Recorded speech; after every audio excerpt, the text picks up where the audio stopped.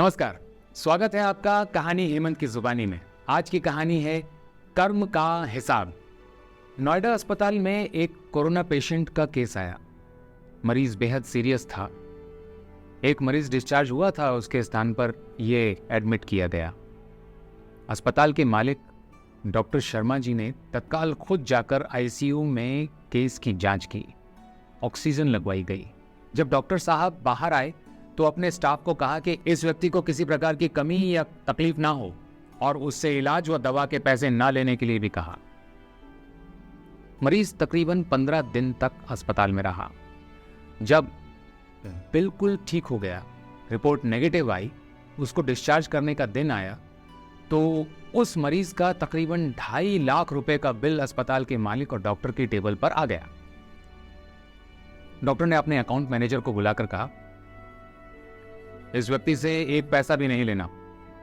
ऐसा करो, तुम उस मरीज को लेकर मेरे चैम्बर में लेकर आओ। मरीज व्हील चेयर पर चैम्बर में लाया गया। डॉक्टर ने मरीज से पूछा, भाई क्या आप मुझे पहचानते हो? मरीज ने कहा, लगता तो है कि मैंने आपको कहीं देखा है। डॉक्टर ने कहा, याद करो, अंदाजन 2 साल पहले शाम के 6-7 बजे ग्रेटर नोएडा के आगे जंगल में तुमने एक गाड़ी ठीक की थी। उस रोज मैं परिवार सहित वृंदावन से लौट रहा था कि अचानक कार से धुआं निकलने लगा और गाड़ी बंद हो गई। कार एक तरफ खड़ी करके मैंने चालू करने की कोशिश की पर कार चालू नहीं हुई। अंधेरा थोड़ा थोड़ा घिरने लग गया था। चारों तरफ जंगल और सुनसान था।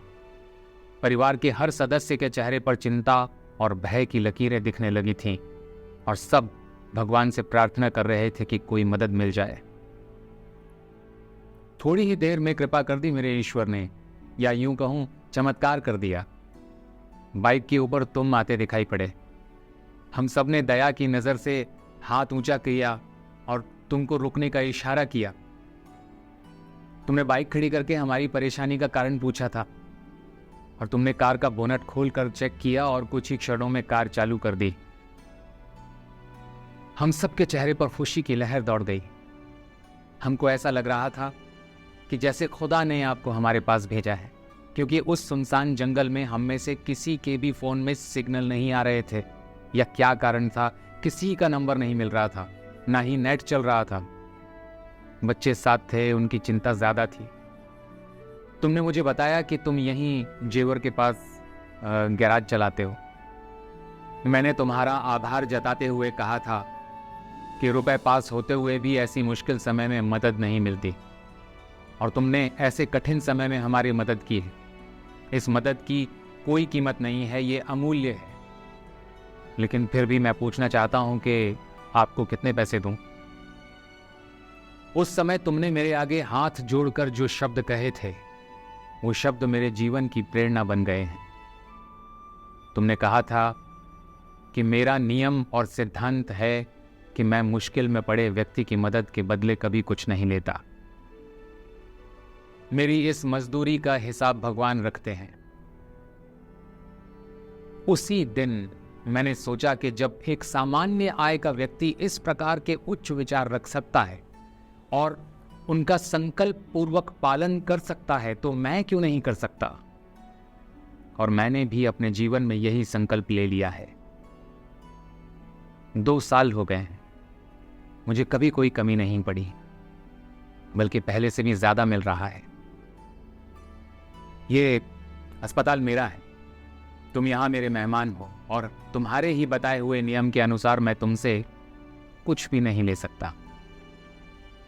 Thanks to the almighty God कि उसने मुझे ऐसी प्रेरणा देने वाले व्यक्ति की सेवा करने का मौका मुझे दिया।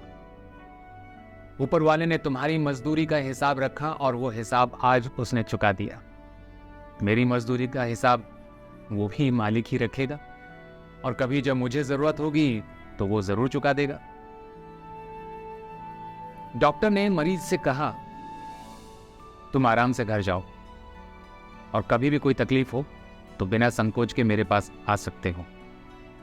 मरीज ने जाते हुए चैम्बर में रखी भगवान की तस्वीर के सामने हाथ जोड़कर कहा कि हे प्रभु, आपने आज मेरे कर्म का पूरा हिसाब ब्याज समेत चुका दिया।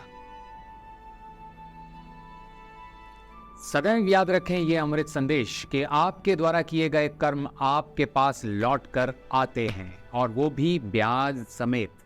जितना हो सकता है लोगों की मदद करिए, आपका हिसाब ब्याज समेत वापस जरूर आएगा। मिलते हैं अगली कहानी में। नमस्कार।